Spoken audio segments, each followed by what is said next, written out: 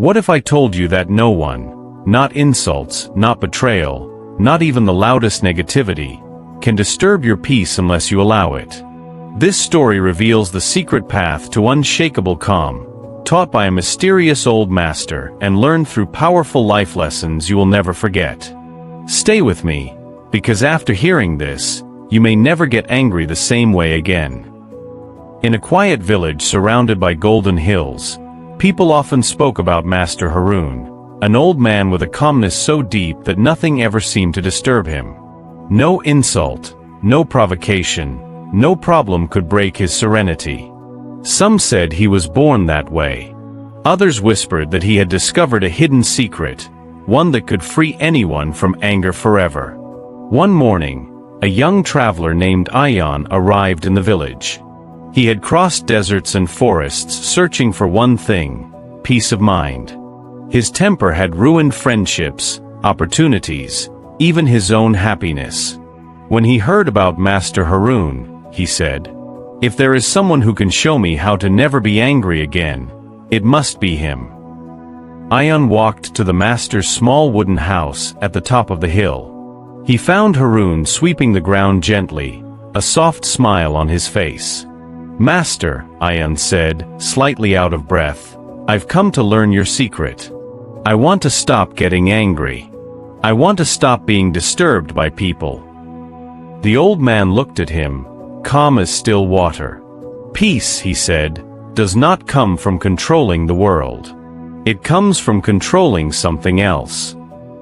Ayaan leaned forward, hopeful. "What is it? Tell me, please." Harun tapped gently on Ayaan's chest and whispered, "Control this, and no one out there will ever control you." Ayaan didn't understand. But this was only the beginning. The master handed him a wooden bucket. "If you truly want to learn, come with me. The path starts today." Ayaan followed him, unaware that this lesson would transform his life forever. Master Harun led Ayaan down a narrow path behind his house.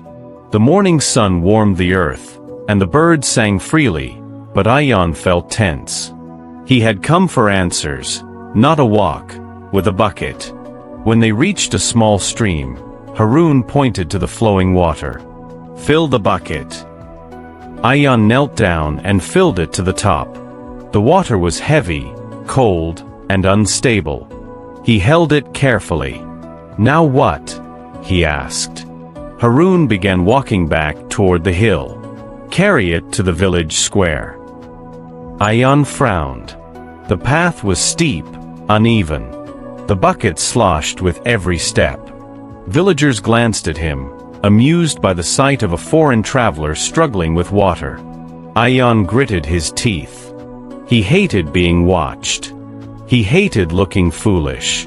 And he especially hated when two children burst into laughter as water splashed onto his shoes. His anger rose fast, hot, sharp, uncontrollable. He finally reached the square, breathless. "Master," he said, "this is useless. People were staring at me. Those kids mocked me.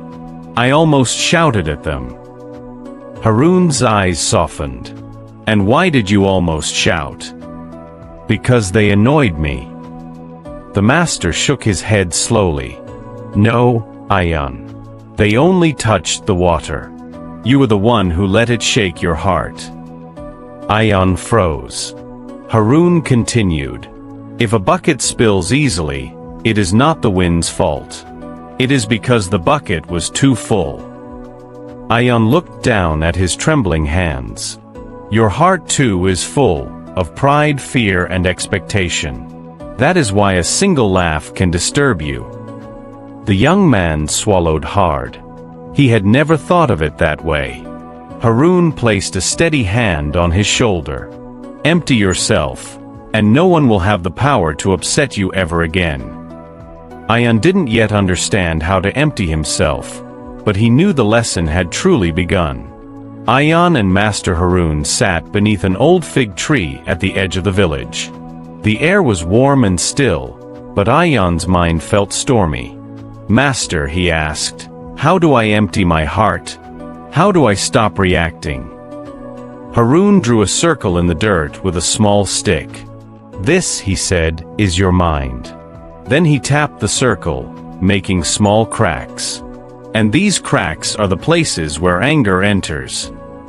Ayaan leaned forward, watching closely. Why does anger enter? He asked. Harun smiled softly. Because you believe you must control what others think, say, or do. Ayaan frowned. Wasn't it normal to want respect? To want people to treat you well? The master continued. The first rule of inner peace is this. You do not own other people's behavior. You only own your reaction to it. Ayaan let the words sink in. Harun then picked up the bucket from earlier, now empty and dry. When someone laughs at you, insults you, or disrespects you, they are only offering you a bucket of anger. He held the empty bucket out as if giving it to Ayaan. If you do not take the bucket, it remains theirs, not yours. Ayaan blinked, stunned by the simplicity. So I should ignore people. Harun shook his head. Not ignore. Understand. People act from their own storms, jealousy, pain, insecurity. Their behavior is a reflection of themselves, not you. Ayaan whispered. So when they try to provoke me. Harun finished his sentence. You smile, not because you are weak, but because you finally understand the provocation has nothing to do with you. Ayaan felt something inside him shift. A small opening, a first ray of clarity. But the master wasn't finished. Tomorrow, Harun said, we begin the second rule. It will be harder, because it will test your ego. Ayaan swallowed nervously. He wasn't sure he was ready. But he knew he needed this transformation more than anything. The next morning, Ayaan found Master Harun sitting on a rock, watching the sunrise paint the sky with soft gold. The master was serene, untouched by hurry or expectation. Today, Harun said without turning his head, you will learn the second rule of peace. Ayaan sat beside him eagerly. Harun picked up a small pebble and placed it in Ayaan's hand. This pebble, he said, is your ego. Ayaan rolled it between his fingers. It felt small, harmless. My ego feels bigger than this, he muttered. Harun chuckled. Ah, it only acts big. In truth, it is small, yet noisy. He pointed toward the village. Your ego wants to be right. It wants to win every argument. It wants others to respect you, admire you, praise you. Ayaan nodded slowly. Many of his angry moments came from exactly that.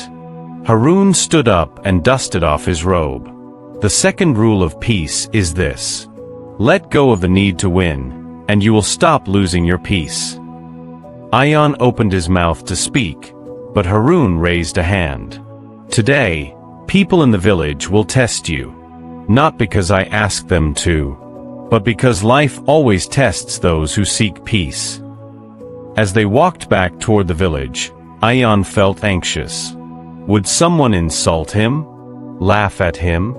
Try to provoke him? They stopped near the marketplace, where a group of men were arguing loudly. One of them, noticing Ayaan, pointed and said mockingly, "Hey, traveler! Your clothes look like they were chewed by a goat." The men burst into laughter. Ayaan felt the familiar fire rising inside his chest. His ego whispered, "You must defend yourself. You must answer back. You can't let them humiliate you." Ayaan clenched his jaw. His fists tightened. Master Harun watched him quietly. "Remember," he said softly, "they offered you a bucket. You don't have to take it." Ayaan breathed deeply and said nothing. The men grew bored and returned to their quarrel. Ayaan looked at Harun. "I feel strange," he admitted. "Part of me wanted to fight back, but another part felt free." Harun smiled. That is the taste of your ego losing its power. Ayaan stared at his open hands. For the first time in years, they weren't shaking from anger. Tomorrow, Harun said, we learn the third rule. It is the most surprising one. Ayaan felt both fear and curiosity. His transformation had begun. At dawn, Ayaan found Master Harun polishing a small metal mirror. Its surface reflected the rising sun like a piece of captured light. Today, Harun said, you learn the third rule of peace. He handed the mirror to Ayaan. Look at your face. Ayaan lifted the mirror. He saw himself, tired eyes, restless thoughts, the weight of years of anger. Harun asked, tell me, Ayaan, when someone insults you, what do you think they attack? My dignity, Ayaan replied. My worth. Harun shook his head. No. They attack the image you have created in your mind.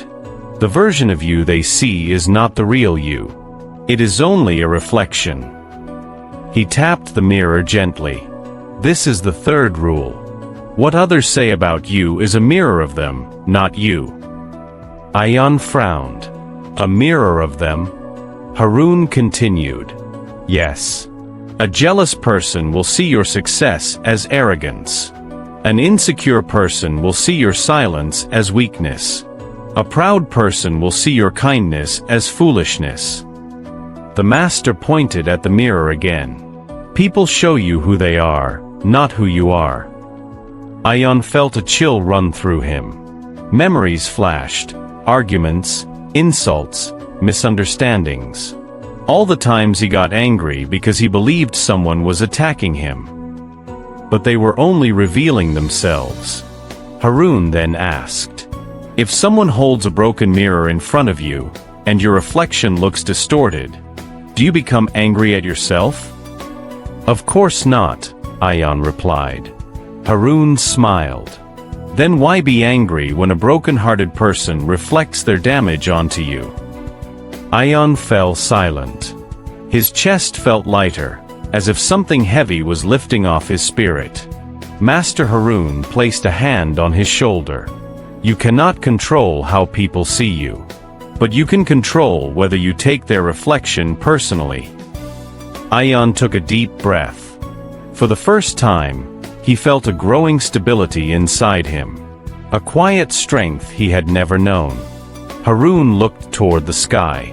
Tomorrow, my student, you will face a real test. Not from strangers, but from someone who knows exactly how to hurt you. Ayaan's eyes widened. Who? Harun simply walked away, leaving the question hanging like a riddle in the morning air. The next morning, Ayaan felt uneasy. Master Harun's words echoed in his mind. You will face someone who knows exactly how to hurt you. Who could it be? He was new to the village. He had no enemies here. As he stepped outside, he found Harun waiting calmly at the gate of the house. Today, Harun said, your lesson will come from a man in the marketplace. He is known for having the sharpest tongue in the village. Ayaan raised an eyebrow. Sharpest tongue. Harun nodded. He criticizes everyone. He insults without mercy. But he only hurts those who still carry wounds inside. Ayaan swallowed. He had many wounds. They walked to the busy center of the village. Merchants called out prices. Women bargained loudly. Children ran between stalls. Then Ayaan saw him, a tall man with a scar across his cheek, shouting at a young baker. Your bread is as hard as your head. People laughed nervously. The baker blushed. Master Harun whispered, that is Kareem. He enjoys provoking others because he is constantly angry at himself. Before Ayaan could respond, Kareem suddenly turned toward him. He pointed at Ayaan and sneered. And who is this? The master's little pet? Look at you, trying to look wise when you barely know how to think. Laughter rippled through the people nearby. Ayaan felt his chest tighten. A familiar heat rose in his blood. His ego shouted, "Answer him. Don't remain silent." Kareem stepped closer, eyes mocking. "Tell me, traveler, did you lose your tongue on your way here? Or are you simply too slow to understand words?" Ayaan's fists curled. His jaw locked. Harun looked at him calmly. "Remember the rules." Ayaan inhaled deeply. Rule 1, you only control your reaction. Rule 2, don't fight to win. Rule 3, people reflect themselves, not you. Ayaan looked straight at Kareem and spoke gently. "If you are angry, I hope you find peace. But your words say more about your heart than about who I am." The crowd froze. Kareem blinked, stunned. He had expected an argument, a fight, an explosion, anything but calm. Ayaan remained steady, breathing slowly just like Harun taught him. Kareem scoffed, but his voice trembled. You think you're better than me?" Ayaan shook his head. "No. I only choose not to carry your anger." Silence fell around them. People looked at Ayaan with quiet admiration. Even Kareem stepped back, uncertain, before turning away angrily. Ayaan exhaled shakily. His hands were trembling, but no anger remained inside him. Master Harun smiled. "You faced a man who knew where it hurt, and yet you did not bleed. You are learning." Ayaan felt something new in his heart. Not pride, not ego, but strength without aggression. Harun placed a hand on his shoulder. "Tomorrow, you will learn the 4th rule. It is the most misunderstood one." Ayaan nodded, ready for the next step. The following morning, Ayaan found Master Harun sitting beside a small fire, boiling tea leaves in a clay pot. The air smelled of mint and smoke. Harun poured 2 cups and handed one to Ayaan. "Today," he said, "you will learn the 4th rule of peace. But be warned, most people reject this rule because their pride is too loud." Ayaan sat up straighter, curious. Harun drew a line in the dirt and placed a stone at each end. "These stones represent 2 kinds of people," he explained. "Those who cause harm, and those who receive harm." He then moved the 2 stones closer until they touched. "The 4th rule is this. Forgiveness is not for them. It is for you." Ayaan blinked in confusion. Harun continued. "People misunderstand forgiveness. They think it means saying, 'What you did was right.' No. True forgiveness means saying, 'What you did will no longer control my heart.'" Ayaan frowned. "But Master, some people do terrible things. How can you forgive someone like that?" Harun smiled gently. "Forgiveness does not mean allowing them back into your life. It means removing the poison they left inside you." He picked up a handful of dust and let it fall through his fingers. Anger is like holding a burning coal, waiting to throw it at someone. You burn your hand long before they feel the heat. Ayaan looked down. Memories resurfaced. People who had betrayed him, humiliated him, lied to him. He had been carrying those hurts for years, believing anger gave him strength. But all it had given him was exhaustion. Harun leaned closer. "Forgiveness frees you. You do not forgive because they deserve it. You forgive because you deserve peace." Ayaan's chest tightened. A small part of him resisted the idea, his pride, his pain, his sense of justice. Harun saw the struggle. Your ego whispers, hold on to the pain.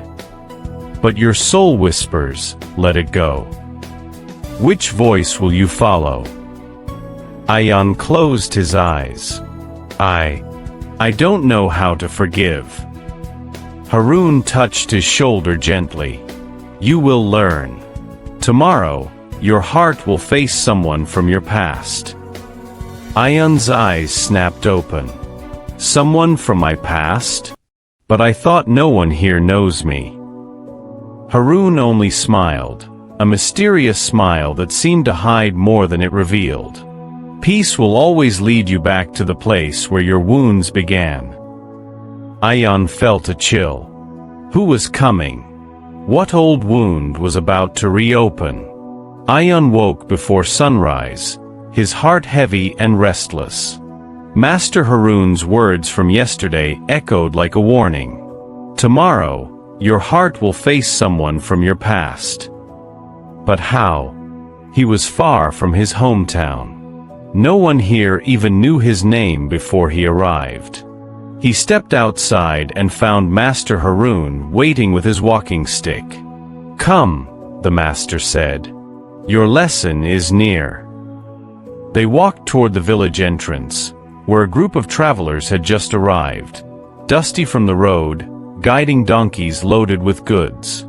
Ayaan glanced at them casually, then froze. Among them stood Rafiq, the man Ayaan hated more than anyone, the man who had betrayed him years ago. A sharp pain stabbed Ayaan's chest. Rafiq, his former friend, had stolen money from him, blamed him for it, and disappeared, leaving Ayaan humiliated and beaten by the townspeople who believed the lie. Ayaan whispered, "Why is he here?" Harun replied gently, "Because your heart cannot heal while the wound is still buried." Rafiq was speaking to a merchant when his eyes suddenly landed on Ayaan. His face went pale. He looked shocked, even ashamed. He took a hesitant step forward. "Ayaan, His voice cracked. "I didn't expect to see you here." Ayaan felt his blood boil. Memories surged, anger, humiliation, betrayal. His ego screamed, "This is your chance. Tell him what he did. Make him feel your pain." Rafiq approached slowly, hands shaking. "I came to this village to start over. I didn't know you were here," he murmured. Master Harun whispered, "Remember the rules, especially the fourth." Ayaan clenched his fists. His breath grew heavy. Rafiq lowered his head. "I wronged you. I was selfish. I was afraid. I let you take the blame, and I've regretted it ever since." Ayaan's heart pounded. This was the moment he had imagined 1,000 times. But he imagined it with shouting, accusations, anger. Instead, he found himself staring at a broken man. Rafiq whispered, "I'm sorry." The words hung in the air like fragile glass. Ayaan swallowed hard. Inside him, two forces fought. The ego, wanting revenge, and the soul, longing for release. Harun placed a hand on Ayaan's back. Forgiveness does not excuse the past. It frees your future. Ayaan felt tears burn at the edge of his eyes. Finally, he spoke. "I cannot change what happened, but I will no longer carry the anger." Rafiq looked up, surprised. You forgive me?" Ayaan nodded slowly. "For my peace, yes." Rafiq stepped back, overwhelmed. He didn't expect mercy. Ayaan felt a strange sensation wash over him. Lightness. As if a stone he had carried for years had suddenly fallen away. Harun smiled warmly. "You have taken another step toward unshakable peace." Ayaan breathed deeply. It wasn't easy. It wasn't painless. But it was liberating. Harun turned to him. "Tomorrow, you will face the fifth rule. It is the rule that transforms anger into wisdom." Ayaan nodded, ready for the next lesson. The next morning, Ayaan felt strangely calm. The encounter with Rafiq had shaken him deeply, yet something inside him had shifted, like a door opening quietly after years of being locked. Master Harun was waiting under the same fig tree where many lessons had begun. He held 2 clay jars in his hands, one filled with clear water, the other with dark ink. "Today," Harun said, "you will learn the 5th rule. A rule that separates the wise from the ordinary." He set both jars on the ground. "Anger, my son, is not the real enemy. Untransformed anger is." Ayaan frowned. "Untransformed." Harun dipped a small stick into the jar of ink. "When someone offends you." He let the ink drip. "Their words fall into your heart." The dark drops spread slowly across the dirt. Untransformed anger turns your heart dark, like this stain. It clouds your vision, poisons your decisions, and traps you in pain. Ayaan watched the ink soak into the soil. "Then what should I do with anger?" he asked. Harun smiled and poured clear water onto the stained ground. "You must wash it. Not by ignoring it. Not by exploding. But by understanding what it is trying to teach you." As the water spread, the stain lightened, thinned, faded. Harun continued, "This is the 5th rule. Every time you feel anger, ask yourself, what is this emotion trying to teach me? Because anger is a messenger, not a master." Ayaan thought deeply. What kinds of lessons does anger teach? Harun raised 5 fingers. Sometimes anger teaches you your boundaries were crossed. Sometimes it shows your ego is too fragile. Sometimes it reveals a wound you haven't healed. Sometimes it warns you of injustice you must address calmly. And sometimes, he smiled, it simply reminds you that you are human. Ayaan felt a warmth inside his chest. For the first time, he realized that anger wasn't always wrong. But mishandled anger was. Harun then said, "The wise do not suppress anger. The wise transform it into clarity, into strength, into compassion." Ayaan nodded slowly. "But Master, how do I transform it?" Harun picked up the 2 jars again. "By pausing before reacting. By breathing before speaking. By questioning before judging. And by choosing the response that protects your peace." Ayaan smiled. He finally understood why Harun never seemed disturbed. He didn't kill his emotions. He educated them. Harun stood. "Tomorrow, you will learn the 6th rule. It will show you how to become stronger than any insult." Ayaan felt ready. The next morning, Ayaan found Master Harun near the well where villagers gathered for water. Harun stood silently, observing the people as they chatted and laughed. When he noticed Ayaan, he motioned for him to come closer. "Today," Harun said, "you will learn the 6th rule of peace. A rule so powerful that insults will no longer touch your heart." Ayaan raised an eyebrow, curious. Harun pointed toward 2 men arguing loudly near the well. One was red with anger, shouting insults. The other remained calm, his face serene. Ayaan watched as the angry man finally stormed away, frustrated. The calm man simply shrugged and returned to drawing water.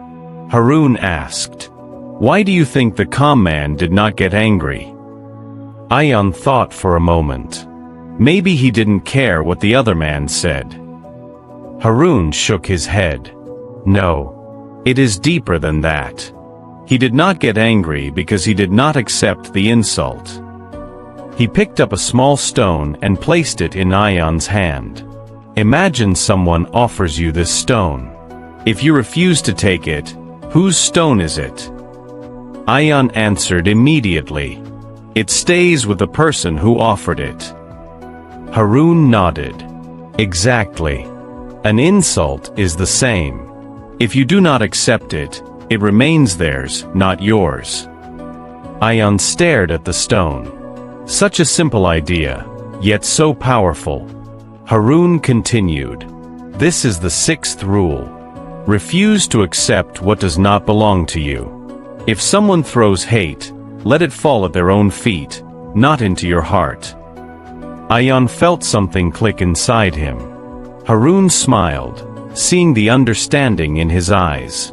Let me show you how this works in real life. Just then, an older woman approached them. She clearly disliked Harun. Everyone in the village knew she had once tried to accuse him of cheating in a trade dispute, but Harun had forgiven her quietly. She stopped in front of them and said sharply, "Master Harun, you're filling this boy's head with nonsense. Everyone knows your teachings are useless." She gave Ayaan a cold, dismissive look. "And you, young man, don't waste your life listening to old men who pretend to be wise." Ayaan felt a spark of anger rise in his chest. But Harun? He simply smiled. "Thank you," he said kindly.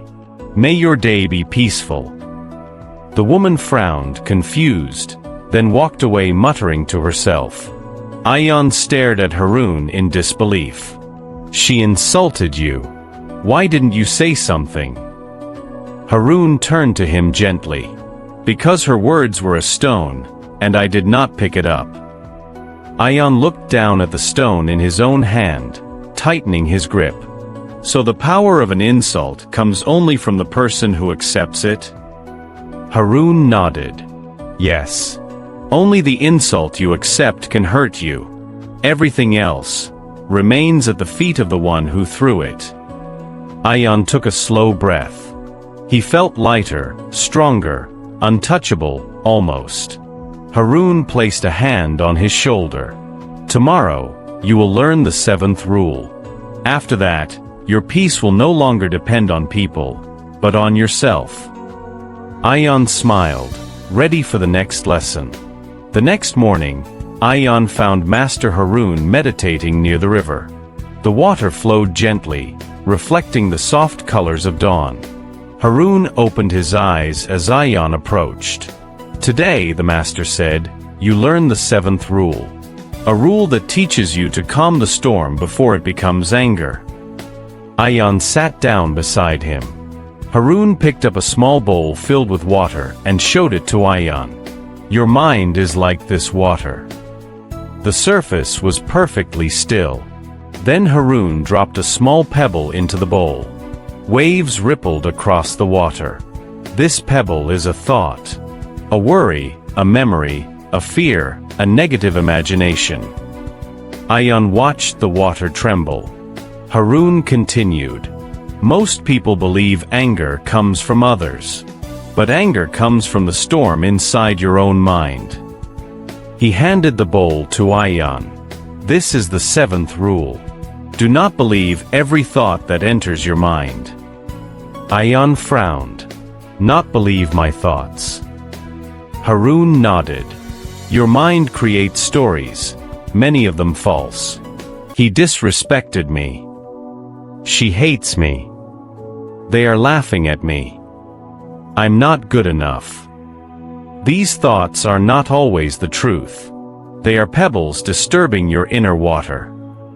Harun tapped the side of Ayaan's head gently. "Your peace depends not on what happens outside, but on the interpretation you create inside." Ayaan lowered his eyes. He remembered countless moments where anger came not from reality, but from what he imagined reality to be. A friend who didn't answer quickly, he's ignoring me. A stranger who didn't greet him, he thinks he's better than me. A laugh nearby, they're mocking me. All illusions. All stories he believed without questioning. Ayaan whispered. "So, the storm I blame others for is actually created by me?" Harun smiled. "Yes. And if you created the storm, you can calm it." Ayaan looked at the bowl of water again. The ripples were fading. Harun placed a hand on his shoulder. "To master your anger, you must master your interpretation.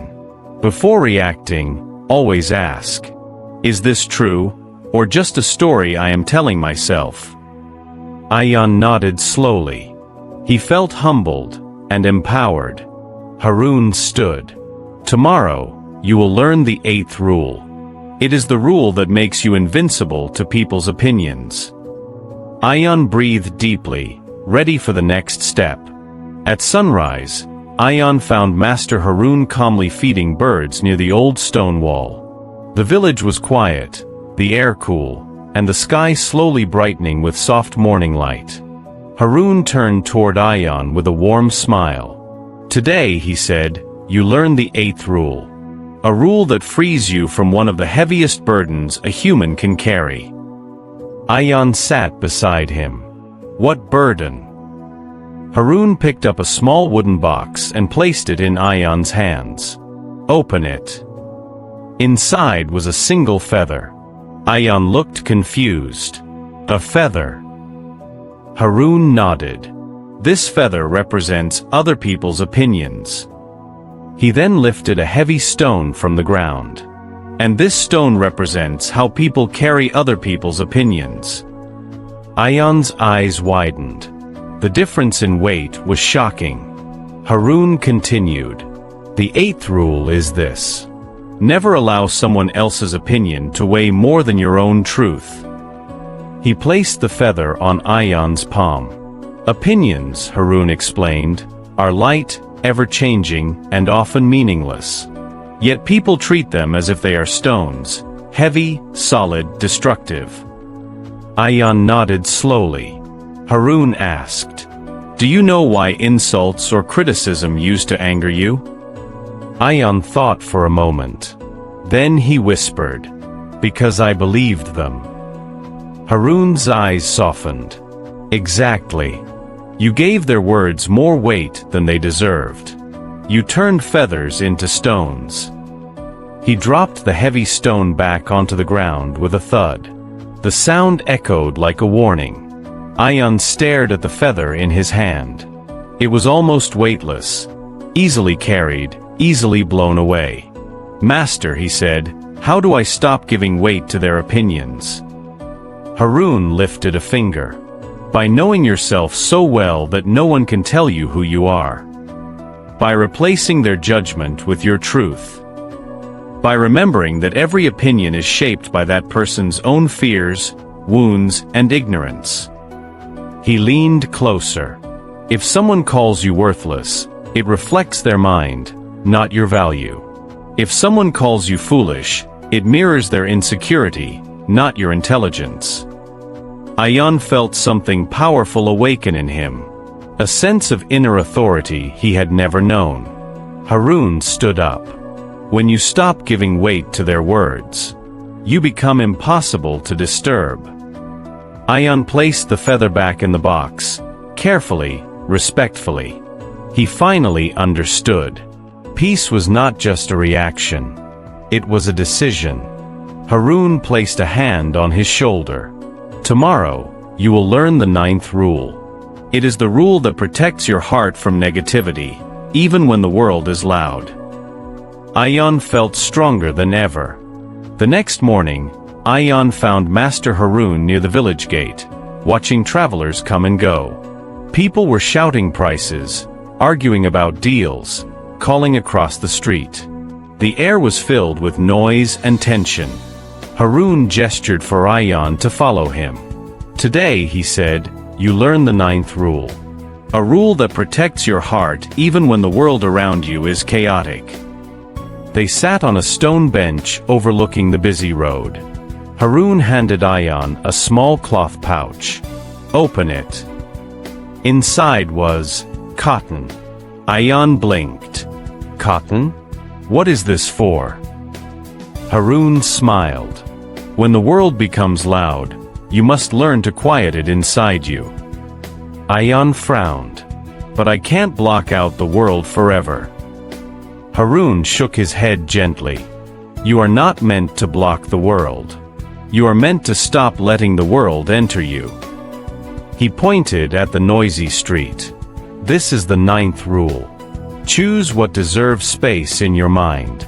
Ignore the rest. Ayaan watched as two merchants screamed at each other about a bag of rice. Children ran in circles, laughing loudly. A woman complained loudly about the heat. A man muttered angrily about his lost donkey. So much noise. So much chaos. Ayaan asked quietly, "How do I choose what to let in?" Harun placed one piece of cotton in Ayaan's hand. "Put this in your ear." Ayaan obeyed. The world became slightly muted, not silent, but softer. Harun explained, "This cotton represents a mental filter. Not everything deserves your emotional reaction. Not every word deserves your attention. Not every conflict deserves your energy." He leaned closer. Some people wake up every day looking for a fight. Their chaos is not your responsibility. Ayaan nodded slowly. Harun continued, "If you absorb every complaint, every insult, every negative word, your heart becomes a battlefield." He tapped Ayaan's chest. "Peace is not found in a quiet world. Peace is found in a quiet mind." Ayaan looked at the street again, but this time, he watched without absorbing. Without reacting. The noise was still there, but it no longer shook him. Harun smiled. "You have learned to listen without absorbing. You have learned to observe without becoming affected." He removed the cotton from Ayaan's ear. "Tomorrow, you will learn the 10th rule. The rule that will allow you to walk through life untouched by negativity." Ayaan felt a growing strength within him. A peaceful fire. At dawn, Ayaan found Master Harun on the highest hill overlooking the entire village. The wind was stronger up here, pushing against their clothes, moving the grass, stirring the dust. Harun stood firmly, unaffected. "Ayaan," he said, "today you learn the 10th rule. A rule that makes you untouchable by negativity." Ayaan stepped beside him, feeling the wind almost push him off balance. Harun extended his arm into the wind. "Tell me," he asked, "does the wind disturb you?" Ayaan shrugged. "Not really. It's just wind." Harun smiled. "Exactly. The wind pushes, pulls, and changes direction. Yet you don't take it personally." He turned to Ayaan. "But when people push you with their moods or words, you think they are attacking you." Ayaan blinked. He had never thought of it like that. Harun continued, "This is the 10th rule. Treat negativity like the wind. Feel it, but don't let it move you." The old master pointed at the village below. "You will meet many kinds of winds in life," he said. He raised one finger. "Some are cold. People who ignore you, give you silence, or withdraw affection. Another finger. Some are hot. People who shout, complain, insult, or provoke. Another finger. Some are unpredictable. People who change moods for no reason, kind today, cruel tomorrow." Harun lowered his hand. "You cannot control the wind. But you can control how firmly you stand." Ayaan closed his eyes and felt the wind again.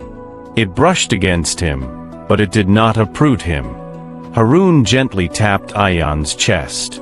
"When your mind is calm, negative people become like passing weather, noticed, but powerless." Ayaan slowly opened his eyes.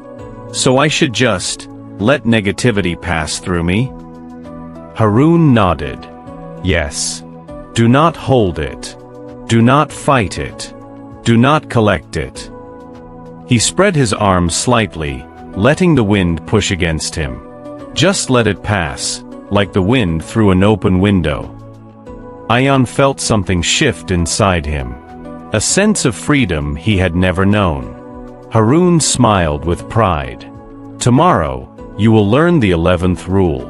And that rule will reveal the true source of all your peace." Ayaan took a deep breath, ready for the next lesson. At sunrise, Ayaan walked toward Master Harun's small wooden house for the last lesson. There was a calm heaviness in the air, as if the world itself knew this teaching would be different. Harun was sitting alone on a smooth stone. No objects, no symbols, no jars, no cotton, nothing around him. Only silence. "Sit," the master said softly. Ayaan sat beside him. Harun looked at him with warm, proud eyes. "Today, you learn the 11th and final rule. The rule that connects all other rules. The rule that makes you unshakable." He touched his own chest. Peace is not something you find. Peace is something you build inside yourself. Ayaan listened carefully. Harun continued. People spend their lives trying to avoid anger by changing the world. Waiting for others to behave, waiting for life to be fair, waiting for respect. He shook his head gently. But peace does not come from outside. If it did, it would disappear every time someone disrespected you. Ayaan felt his heart tighten with understanding. Harun placed a hand on Ayaan's shoulder. "This is the final rule. Your peace is your responsibility. Never give that responsibility to anyone else." Ayaan breathed slowly. He remembered the bucket, the ego, the mirror, forgiveness, the feather, the cotton, the wind. Every lesson pointed to one truth. The world might shake, but he didn't have to. Harun continued. "If someone insults you, that is their choice. If you become angry, that is yours.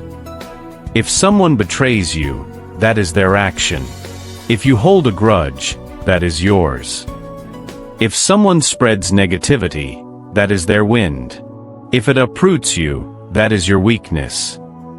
Ayaan closed his eyes. He finally saw it. For years, he had trusted the world with his emotions. He had handed his peace to strangers, to friends, to enemies. He had allowed others to control the weather of his heart. But not anymore. He opened his eyes, steady and calm. "Master," he said, "I understand. My peace belongs to me. And I will protect it." Harun smiled, the kind of smile that carried pride, warmth, and farewell. "Then, Ayaan, you are no longer a student. You are a man of peace." Ayaan bowed his head in gratitude. As he rose to leave, he felt something new inside him. A deep, grounded strength. A lightness. A quiet fire that nothing and no one could extinguish. He walked down the hill toward the world. A world still full of noise, insults, chaos and storms. But now, none of it could disturb him. For the first time in his life, Ayaan belonged to himself.